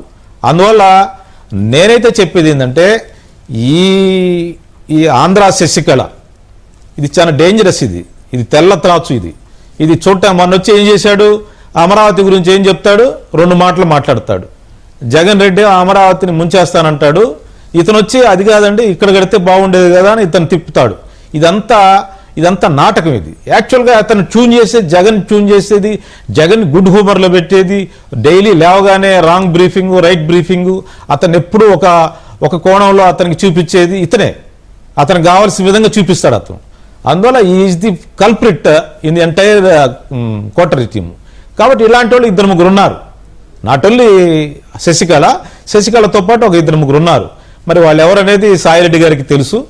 నాకు తెలిసి ఏంటంటే జగన్ రెడ్డి ఆ కోటరీ చుట్టూ ఉన్న ఒక లీక్ ఏంటంటే, ఏమో త్వరలో విచారణ పిలుస్తారేమో లేకపోతే అరెస్ట్ చేస్తారేమో అని అయితే వాళ్ళకైతే భయం అయితే ఉంది. అది నిజంగా జరుగుద్దా అని అయితే నాకు అనుమానం ఉంది. ఎందుకంటే వాళ్ళు డబ్బులతో దేన్నైనా మేనేజ్ చేస్తారు. ఢిల్లీలో వాళ్ళకి రకరకాల వ్యక్తులు, నాకు తెలిసిన పేర్లు నేను చాలా మీ టీవీ చర్చలోనే చెప్పాను. ఎవరెవరి సంబంధాలు ఉన్నాయి, ఏ స్థాయి బిజినెస్ పీపుల్తో సంబంధాలు ఉన్నాయి, ఏ స్థాయి అధికారులతో సంబంధాలు ఉన్నాయి, ఇవన్నీ నేను చెప్పాను. నేను మళ్ళీ రిపీట్ చేయటం బాగుండు. This is the credibility of the ED మీద ఆధారపడి ఉంది. ఏం జరుగుతుందో చూద్దాం. ఇది 1000 కోట్ల కుంభకోణం. ప్రజల ఆరోగ్యాన్ని, ప్రజల కిడ్నీల్ని, ప్రజల యొక్క లివర్ని అమ్ముకొని వీళ్ళు డబ్బులు సంపాదించారు. ఈ దుర్మార్గులు జైల్లో అయిపోతే ఏం సందేశం ఇస్తారు? లిక్కర్ స్కామ్ అంటే సింగిల్ కేసులో అదే లిక్కర్ స్కామ్ అంటే ఈడీ. మరి వివేకానంద రెడ్డి గారు లిక్కర్ స్కామ్ లో చేతిలో ఉంది. మనీ ట్రాన్సాక్షన్ జరిగిందండి, 1000 కోట్ల మనీ ట్రాన్సాక్షన్ జరిగింది. మనీ ఎట్లా ఫ్లోట్ అవుతుంది నాకు అర్థం కాదు. యువర్ రైట్, నేను కాదని అట్లా. ఇదేమో ఇక్కడ చాలా ED role is very suspicious. అవును, suspicious. ED role is very suspicious in this matter.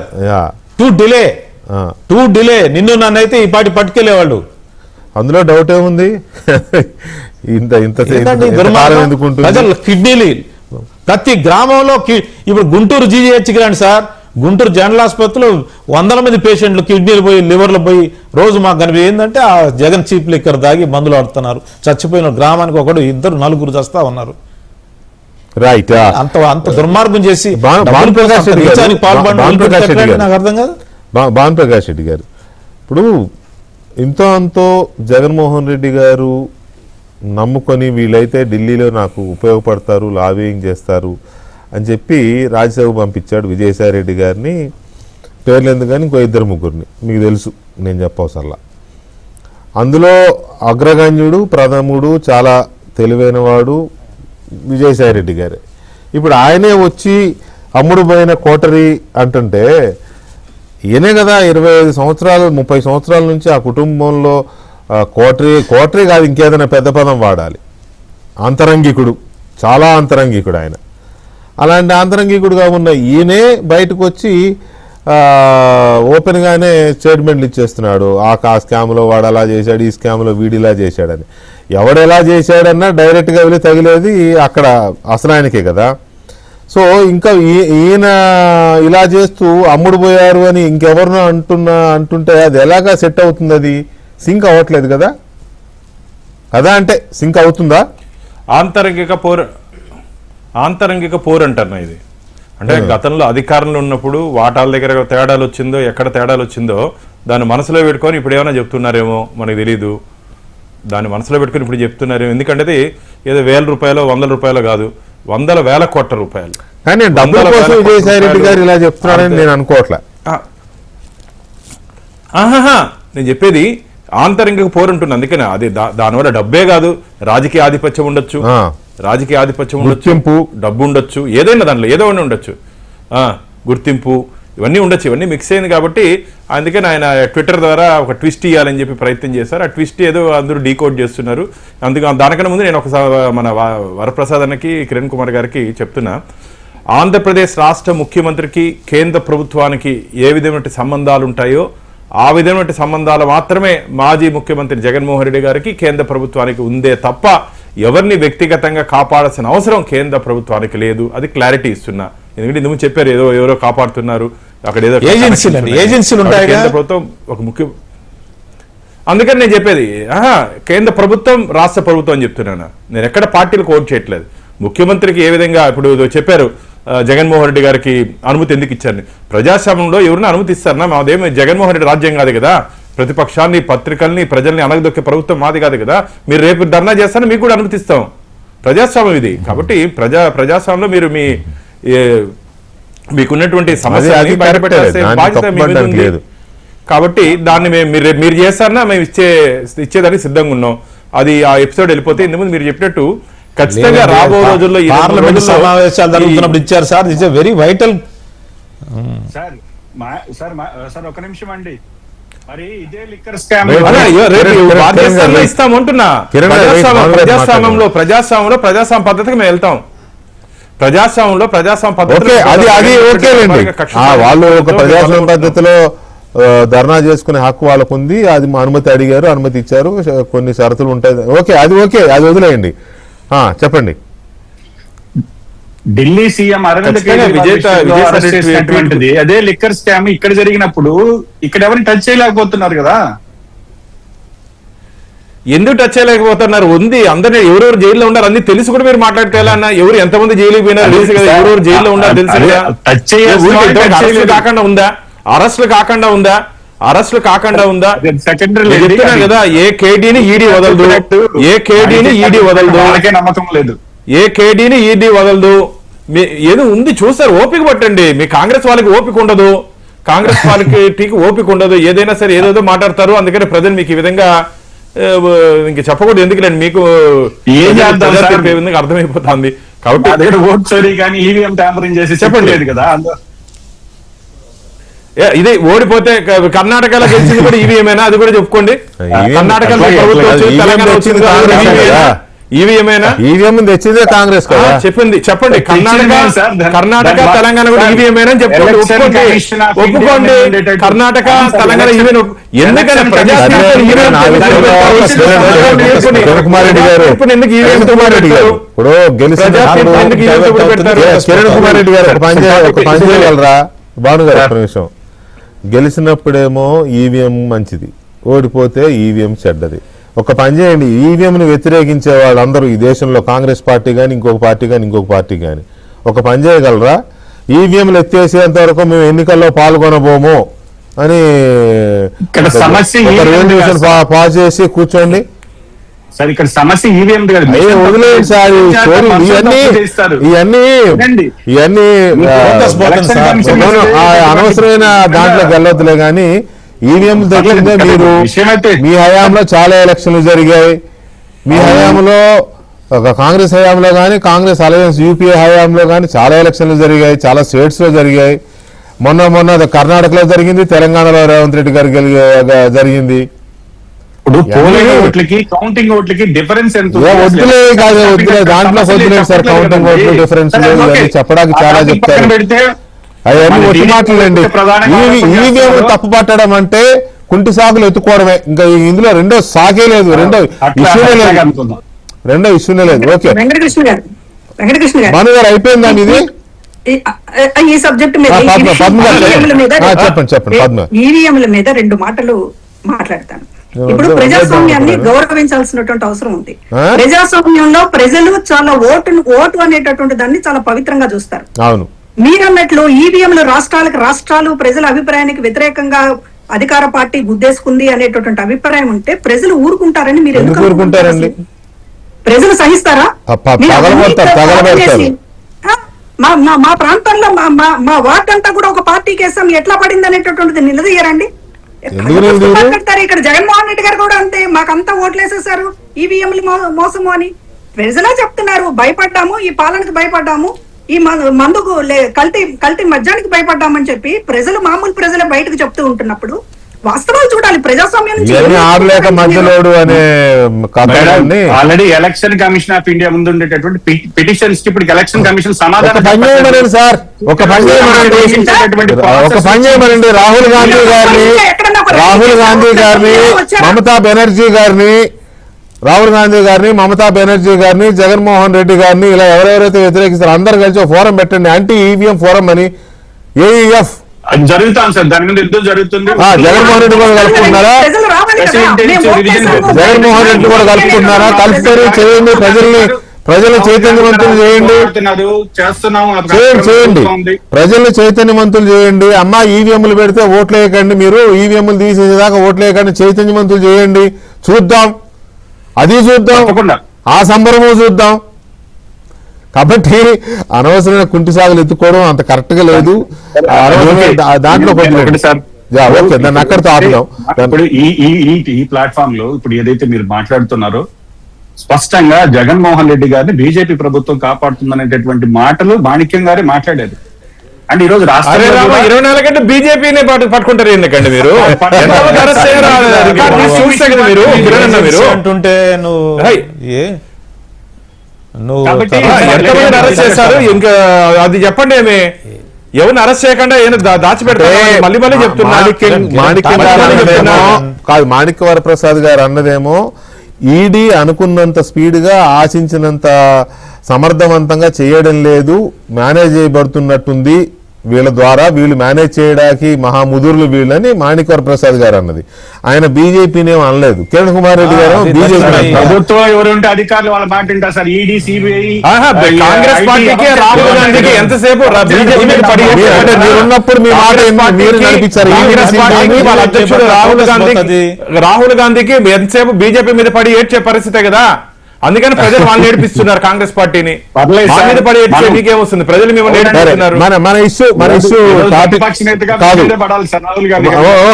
Okay, మన టాపిక్ ఏటో పోతోంది. ఇక్కడ రెండు విషయాలు తేలాల్సిన ఇది కనబడుతుంది. ఒకటి, జగన్మోహన్ రెడ్డి గారిని విజయసాయి రెడ్డి గారు ఇట్లా అలర్ట్ చేస్తున్నారు. ఏమని? నువ్వు అమ్ముడుపోయిన కోటరీ మధ్యలో ఉన్నారు మీరు భార్యాభర్తలు, అది కూడా లూ అన్నారు కాబట్టి నేను ఇద్దరిని కలిపి అన్నాడని అనుకుంటున్నాను నేను అని అలర్ట్ చేస్తున్నారు.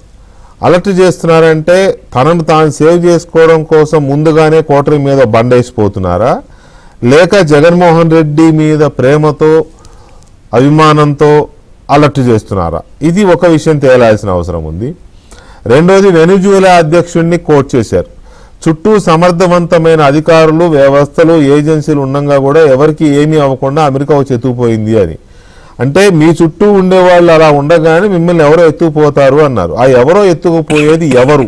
ముందుగానే విజయసాయి రెడ్డి గారికి అది అర్థమైందా, లేక ఢిల్లీలో ఉండే ఆయనకుండే పరిచయాలు, లాబింగ్ ద్వారా ఆయనకి ఏమైనా లీక్ వచ్చిందా? జగన్మోహన్ రెడ్డిని ఫలానా వాళ్ళు ఎత్తుకుపోతున్నారు అని ముందుగానే తెలిసి మనం అనుకున్నట్టుగా పద్మ గారు,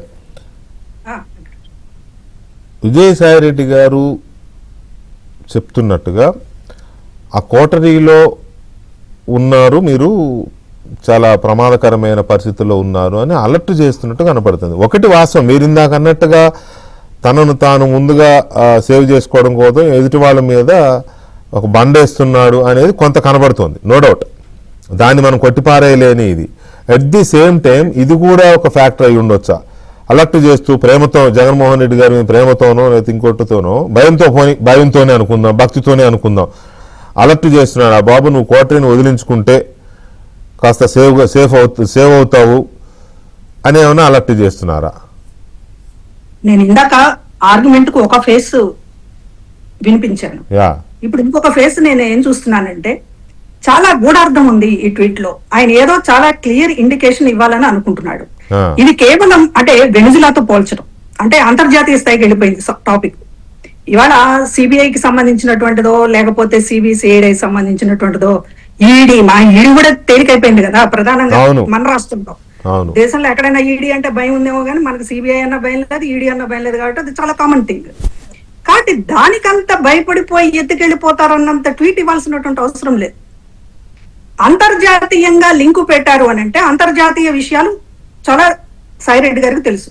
జగన్మోహన్ రెడ్డి గారి వ్యాపారాలు, అదేవిధంగా లిక్కర్ స్కామ్ కూడా దక్షిణాఫ్రికా దేశాలకు సంబంధించినటువంటి లింక్ ఉంది, జరిగింది అనేటటువంటిది సమాచారం ఉంది. కేంద్రానికి ఉంది, రాష్ట్ర అధికారులకి, దర్యాప్తు అధికారులకు కూడా సమాచారం ఉంది. చాలా డిలే చేశారు, నో డౌట్. అది కూడా ఉంది కదా, అంటే ఏదో అదాని వ్యవహారంలో అమెరికాలో కేసు ఫైల్ అయింది, అది కూడా ఏదో ఉంది కదా ఒకటి. చాలా అంతర్జాతీయ విషయాలు ఉన్నాయి. దానితో పాటుగా జగన్మోహన్ రెడ్డి గారు ఎందుకు ఇంత సెక్యూరిటీ పెట్టుకుంటున్నారు అనేటటువంటిది కూడా చాలా కాలంగా ఒక సందేహాస్పదంగా ఉంది. ఇంత ఎత్తున కంచెలు, సిబిఐకి అంత కంచెలు అవసరం లేదు. సిబిఐ అధికారులు వస్తే మామూలు ఇంటి గుమ్మం నుంచి వస్తారు. ఈడీ పైనుంచి రారు కదా. వస్తారు, నోటీస్ ఇస్తారు, పోతారు. అవును. అంత కంచెలు దాటుకుని వచ్చేంత గట్స్ ఈ దేశంలో ఎవరికి ఉంటాయబ్బా? అంత ఉగ్రవాదులు, అంత ఈ దేశంలో ఉండేంత ఉగ్రవాదులతో జగన్మోహన్ రెడ్డి గారికి ఏం వైరం లేదు, నక్సలైట్లతో సమస్య లేదు. అసలు నక్సలైట్లు అది కూడా పోయింది, ఆ ప్రాబ్లం కూడా పోయింది ఇప్పుడు. కాబట్టి ఇంత కంచెల వ్యవస్థలని నిర్మించుకున్నారు అంటేనే ఏదో ఉంది, సంథింగ్, ఏదో అంతర్జాతీయంగా ఈయన మీద ఒక ఇది ఉంది అనేటటువంటిది చాలా కాలంగా నడుస్తుంది. అన్ని విషయాలు తెలిసినటువంటి సాయిరెడ్డి గారు బహుశా ఏదో ఇండికేషన్ అంతర్జాతీయ ప్రమాదాన్ని ఇస్తున్నారు, ఎత్తుకెళ్తారు అనేటటువంటి మాట మాట్లాడుతున్నారంటే ఏదో ఇండికేషన్ ఉంది అనేటటువంటిది కూడా మనం అర్థం చేసుకోవచ్చు. రెండు విషయాలు, ఒకటి బహుశా దేశ దర్యాప్తు సంస్థల గురించి అంత హెచ్చరించాల్సిన అవసరం లేదు. అసలు నథింగ్, వాళ్ళకి చాలా సింపుల్ అండి. దేశ దర్యాప్తు సంస్థలకు సంబంధించి జగన్మోహన్ రెడ్డి గారు సీరియస్ గా తీసుకుంటారని సాయిరెడ్డి గారు అనుకోరు, సాయిరెడ్డి గారు సీరియస్ గా తీసుకోరు. అంతా ఆట కదా వీళ్ళకి, సిబిఐతో ఆడుకోవడం, ఈడీతో ఆడుకోవడం మనకు ప్రాక్టీస్. కాబట్టి దీని మీద హెచ్చరిక చేయాల్సినటువంటి అవసరం అయితే నిజంగా ఎంత నవ్వుల పాలైపోయింది ఈడీ అన్న సిబిఐ అన్న. నిజమే, ఇప్పుడు వరప్రసాద్ గారు చెప్పింది కానీ, ప్రజాస్వామ్యాన్ని చాలా ప్రమాదం మీరు చెప్పింది కానీ, దేశవ్యాప్తంగా మాట్లాడుకుంటున్నది కానీ, గల్లీ గల్లీలో తిరుగుతున్నారు. అవునున్నాయా ఢిల్లీలో మేము ట్యాకింగ్ చేస్తామని చెప్తున్నారు, గల్లీలో తిరుగుతున్నారు. ఇంత నవ్వుల పాలైపోయింది. అనాలని కానీ, కేంద్రాన్ని అనాలని కానీ మేము ఎవరం కూడా భావించట్లేదు. కానీ ఇది ప్రజలు చాలా అంటే ఈజీ అయిపోతుంది అనేటటువంటిది ఒకసారి దృష్టిలో పెట్టుకోవాలి. నేరం చేస్తే పర్వాలేదు, తప్పించుకోవడానికి చాలా మార్గాలు ఉంటాయి అనేటటువంటి ఇండికేషన్ కంటిన్యూస్ గా ఇస్తూ ఉంటే అది మంచి పద్ధతి కాదు కదా. మనం విలువలకు కట్టుబడుతున్నాం అని మాట్లాడుకుంటున్నప్పుడు ఇంత డిలే చేయడం అనేటటువంటిది ఇది మంచి పద్ధతి కాదు. కాబట్టి ఇవాళ చాలా దర్యాప్తు సంస్థల వైఫల్యం అనేటటువంటిది మాత్రం చాలా స్పష్టంగా కనపడుతుంది. కాకపోతే సాయిరెడ్డి గారి ఇండికేషన్ అంతర్జాతీయ స్థాయి, వెనుజులాతో పోల్చడం, అమెరికాతో పోల్చడం, అంతర్జాతీయ విషయాలతో లింకు పెట్టడం వల్ల నేను కూడా జగన్మోహన్ రెడ్డి గారి వ్యాపారాలు అంతర్జాతీయంగా కూడా ఉన్నాయి కనుక బహుశా అటువంటి ప్రమాదాన్ని ఏదన్నా ఇండికేట్ చేస్తున్నాడేమో అనేది కూడా మరి భవిష్యత్తులో తెలియాలి. రైట్. వరప్రసాద్ గారు, ఇంటర్నేషనల్ లెవెల్లో ఉంటుందనుకోవచ్చా, లేకపోతే మీ వాళ్ళే మిమ్మల్ని ఈడీ ఉచ్చులోకి, సిబిఐ ఉచ్చులోకి తోసేస్తారు, నీ చుట్టూ ఉన్న నీ అమ్ముడు పోయిన కోటరీ అని చెప్పి హింట్ ఇస్తున్నాడా? కాదండి, నేనైతే సాయిరెడ్డి ట్వీట్లో బిట్వీన్ ది లైన్స్ నాకు చదివితే నాకేం అంతర్జాతీయ విషయాలు నాకేం తోచడం లేదు. సాయిరెడ్డి గారు కూడా అంత ఆ విషయాలతో కాదనుకుంటున్నాను నేను అనుకునేది. ఆయన యొక్క centre of the point, centre of the focus is Jagan Reddy చుట్టూ ఉన్న కోటరీలో చిక్కుపోయావు నువ్వు, నీకు ఇట్లాంటి తప్పుడు ఇన్ఫర్మేషన్ ఇస్తున్నారు, నిన్ను ఎత్తుకెళ్ళాలంటే పెద్ద సమస్య కాదు, ఇగో ఇట్లా వెనుజులా వాళ్ళని ఎత్తుకెళ్లారు, అట్లా ఒక బలమైన సెక్షన్ వస్తే, ఒక చట్టం వస్తే నువ్వు వెళ్ళిపోతావు అనేది ఫస్ట్ పాయింట్. రెండో పాయింట్ ఏంటంటే సాయిరెడ్డి గారు చార్టెడ్ అకౌంటెంట్గా, లేకపోతే ఈ సిబిఐ కేసులు, ఈడీ కేసులు వీటన్నిటిని బాగా నిష్ణాతుడు, ఆయన విషయాలన్నీ తెలిసిన వ్యక్తి. ఆయనకి బహుశా నేను అనుకుంటున్నా ఇప్పుడు జరుగుతున్న దర్యాప్తు ఏ దశకి వెళ్తుందో, ఏ నెక్స్ట్ స్టెప్ ఏం జరగబోతుందో ఇమాజిన్ చేయగలడు అతను.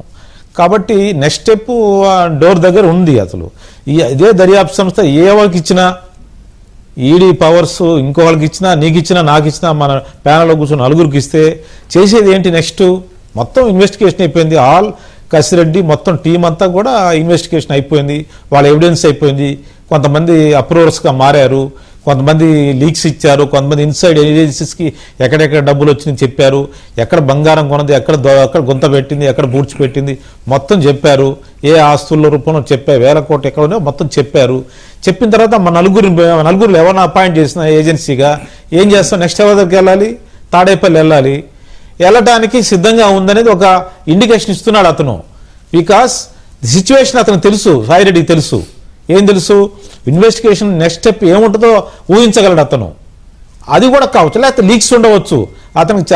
ఆయనకి చాలా సంబంధాలు ఉన్నాయి అక్కడ ఢిల్లీలో, ఏదన్నా క్లూ దొరికిండొచ్చు ఆయనకి. కాబట్టి దీన్ని మాత్రం నేను కొట్టిపారేయట్లేదు. నెక్స్ట్ స్టెప్ అంతిమ లబ్ధిదారుడికే ఉంటుంది. దీనికే ఈడీ ఇప్పుడు రేపు సాయిరెడ్డి గారిని పిలిచినా, లేకపోతే మిథున్ రెడ్డి గారు పిలిచి వీళ్ళందరి తర్వాత నెక్స్ట్ ఎలాగ ఎక్కడెక్కడ కొన్నారు, ఎక్కడెక్కడ అమ్మారు, ఎక్కడ పాతి పెట్టారు, ఈ మొత్తం వస్తాయి. అది ఒక ఆప్షను. రెండో ఆప్షన్ నేను సస్పెక్ట్ చేసేది ఏంటంటే, ఈ కోటరీ అంటే శశికళ అని చెప్పే కదా, ఈ శశికళ జగన్ని ఎప్పుడు ఒక గుడ్ హ్యూమర్లో ఉంచుతారండి. అతనికి చాలా ప్రజాదరణ ఉంది, లక్షల మంది జనం ఎదురు చూస్తున్నారు అతని కోసం, బయట కెట్టుకెళ్ళాడుతుంది అని ఒక ఇఫోరియా క్రియేట్ చేస్తాడు. అతను ఎప్పుడు అలా ఉంచాలి, లేకపోతే అతను భ్రమంలో పెడతా ఉంటాడు అన్నమాట. తిడతాడు, అవసరం కొడతాడు కూడా. ఆ భ్రమంలో పెడుతుంటారు. అందుకనే లీక్స్ ఇస్తుంటారు వాళ్ళే. బహుశా ఆ లీక్స్లో ఏమన్నా సాయి రెడ్డి స్మెల్ చేసి, అయ్యా నీ కోటరే లీక్స్ ఇస్తుంది, నువ్వు జాగ్రత్తగా ఉండు, నిన్ను ఎత్తుకెళ్తారని చెప్పాడా అనేది there are 2 options for me. నా ఆలోచనకు అందుతున్నా ఇది డెఫినెట్గా ఎవరిని ఇన్వెస్టిగేషన్ చేసినా, మా నలుగురు ఎవరిని పెట్టినా లేకపోతే మిమ్మల్ని పెట్టినా నెక్స్ట్ స్టెప్ ఏముందండి? నాకు అర్థంగా 50 మందిని విచారించారు, అంతమందిని విచారించారు, అందరూ జైలులో మగ్గుతున్నారు. వాళ్ళందరూ చెప్పారు కదా, మేము దోచుకుంది ఎంత, మేము ఇచ్చింది ఎంత, ఎక్కడ ఇచ్చింది, ఎక్కడ దాచి మొత్తం చెప్పారు. ఇంకా అతలోని పట్టుకోవడమే కదా, ఇంకేముంది అక్కడ రహస్యం? ఇన్వెస్టిగేషన్ మనందరం లా చదివాం, అందరికి లా తెలుసు, అందరూ ప్రొసీజర్స్ అని తెలిసిన వాళ్ళం. అదే డెసిషన్ ఉంటుంది, దానికో ఏజెన్సీస్ ఒక ఫర్మ్ డెసిషన్ తీసుకోవాలా, ఒక అప్రూవల్ రావాలి, అప్రూవల్ వస్తే చేసేస్తారు, ఏముందాడ. ఓకే, అయితే రెండోది లీక్స్ ఇచ్చి వీళ్ళు ఇతన్ని కట్టడే చేస్తున్నారా? అయితే కిరణ్ కుమార్ రెడ్డి గారు ఇక్కడ నాకు అనుమానం ఇవన్నీ కూడా. ఇప్పుడు తెలుగుదేశం పార్టీ, జనసేన, బీజేపీ, ఎన్డీఏలో భాగస్వామి పక్షాలు ఇక్కడ అక్కడ కూడా స్టేట్ లో కానీ సెంట్రల్ లో కానీ, అలాగే 2014 నుంచి 18 వరకు ఎలక్షన్లకు ఏడాది ముందు వరకు కూడా సేమ్ అదే పరిస్థితి కదా. సో వీళ్ళు నేరుగా బీజేపీతో పొత్తున్నారు, రాజకీయ పార్టీలు కలుస్తూ ఉంటాయి, అది వేరే విషయం, దాన్ని మనం ఏమి తప్పుపట్టాల్సిన అవసరం లేదు. కానీ 2019 నుంచి 2024 వరకు వైఎస్ఆర్ కాంగ్రెస్ పార్టీ బీజేపీతో పొత్తు లేదు. కేంద్రంలో కానీ రాష్ట్రంలో కానీ పొత్తు లేదు. కానీ బీజేపీకి ఏపీలో 25 మంది ఎంపీలు ఉండేవారు.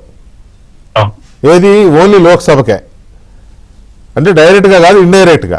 ఇది అందరూ మాట్లాడుకున్నదే కదా, తప్పే లేదు. కేంద్రంలో అధికారంలో ఉన్న పార్టీగా ప్రాంతీయ పార్టీలను కొన్ని బిల్లుల విషయంలో కానీ వాటి విషయంలో కానీ ఫ్లోర్ మేనేజ్మెంట్ చేసుకుంటాయి, ఆ బిల్లులు పాస్ చేయించుకోవడానికి మద్దతు కూడా కడతాయి. కానీ అత్యంత కీలకమైన బిల్లుల విషయంలో కూడా చాలా ప్రాంతీయ పార్టీలు, జాతీయ పార్టీలు ఆ రైతు బిల్లులను ఇదనో వ్యతిరేకించినప్పుడు కానీ, ఏపీకి సంబంధించిన వ్యతిరేకించినప్పుడు కానీ జగన్మోహన్ రెడ్డి వ్యతిరేకించకపోగా మద్దతు పలికాడు. ఆంధ్రప్రదేశ్ యొక్క రాజకీయ ప్రయోజనాలని ఢిల్లీలో అమ్మకానికి పెట్టిందే విజయసాయి రెడ్డి గారు. జగన్మోహన్ రెడ్డి మాట విని, జగన్మోహన్ రెడ్డి ఆదేశాల మేరకు కదా. సో అలాంటి పరిస్థితులు ఇప్పుడు ఎవరో పెడుతున్నారు నిన్ను అని అంటే, నువ్వు చేసే దమ్మున్నోడు నువ్వే బయటికి వెళ్ళిపోయి ఇక్కడ ఎవరికా దమ్ము లేదని జగన్మోహన్ రెడ్డి అనుకునే అవకాశం ఉంది కదా, నమ్మకపోవచ్చు కదా. ఇక్కడ ఒక విషయం అండి, విజయసాయి రెడ్డి గారు పెట్టినటువంటి ట్వీట్ గురించి జగన్మోహన్ రెడ్డి గారు పెద్దగా పట్టించుకోడు. ఎందుకంటే ఆయన ఎవరిని హెచ్చరించినా లేదా సూచనలు తీసుకునేటటువంటి రకం కాదని కూడా కాదని తెలుసు. రెండో విషయం, ఇప్పుడు మీరు చెప్పినట్టుగా గతంలో ఇప్పుడు ఉండేటటువంటిది ఏంటంటే, ఒకటి వచ్చేసి తెలుగుదేశం కూటమి, రెండోది వచ్చేసి ఈ బీజేపీ జగన్మోహన్ రెడ్డి గారి ప్రభుత్వం మనకి బీజేపీకి ఇండైరెక్ట్ పొత్తు పెట్టుకొని రాష్ట్ర ప్రయోజనాలు పణంగా పెట్టింది. ప్రత్యేక హోదా గురించి 25 మంది ఎంపీలు ఉంటే కనీసం ప్లకార్డు కూడా పట్టుకోలేదు సార్. ప్రత్యేక హోదా గురించి అంతగా చెప్పిన జగన్మోహన్ రెడ్డి 25 మంది ఎంపీలు ఉంటే పోరాడితే పోయేది ఏముంది, పోరాటం కూడా చేయలే. కనీసం విభజన చట్టంలో పెట్టినటువంటి ఎన్నో అంశాలు సాధించాల్సినటువంటి, పైగా బీజేపీకి తక్కువ సీట్లు వస్తే నేను పొడి చేసేవాడిని.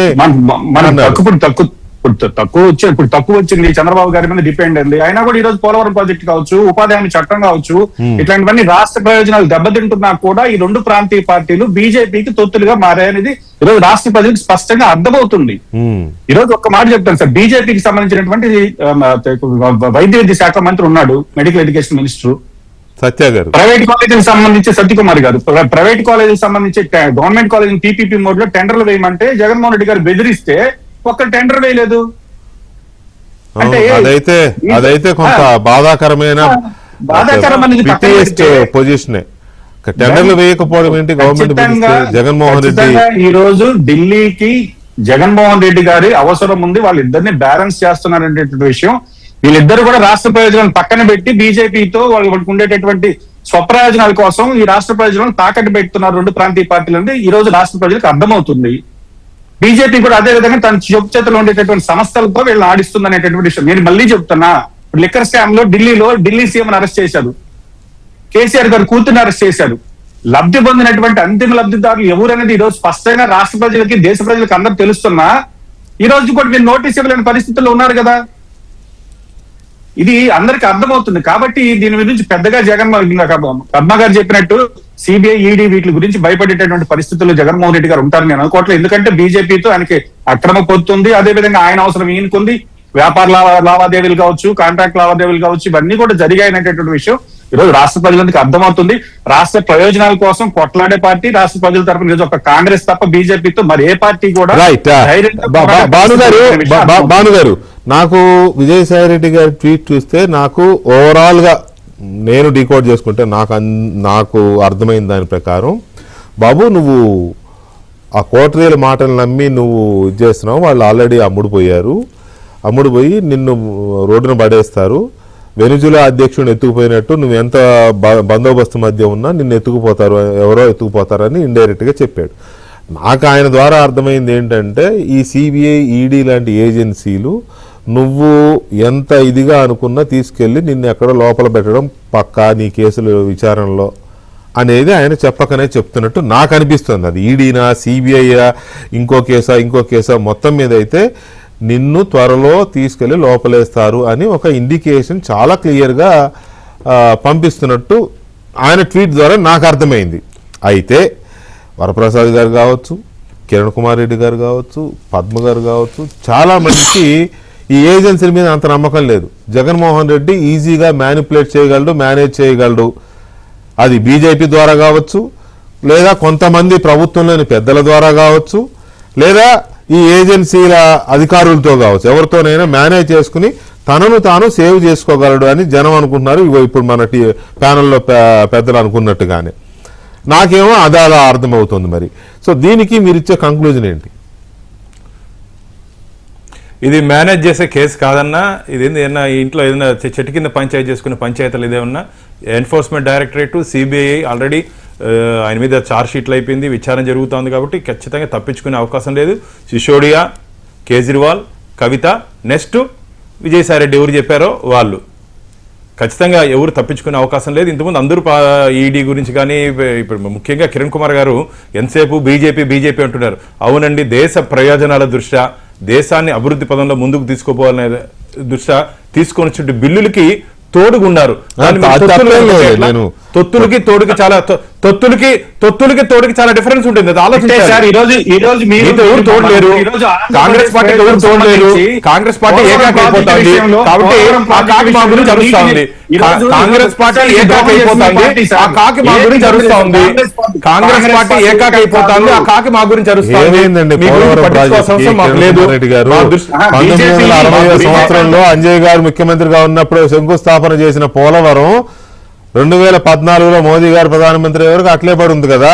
2014లో మోదీ గారు ప్రధానమంత్రి అయినాకే కదా పోలవరం ఏడాదిలోనో 2 ఏళ్లలోనో ఆంధ్రప్రదేశ్ జీవనాడి పోలవరం నీళ్ళు అందుతాయి.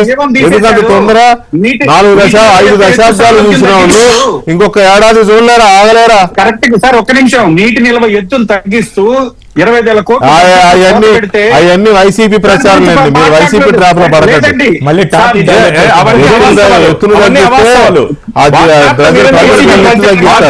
పడతారు. పిల్ల కాంగ్రెస్ పెద్ద కాంగ్రెస్ కి మీకేం పని? అదే కదా, పిల్ల కాంగ్రెస్ పెద్ద కాంగ్రెస్ కి ఏం పని? తల్లి కాంగ్రెస్ కి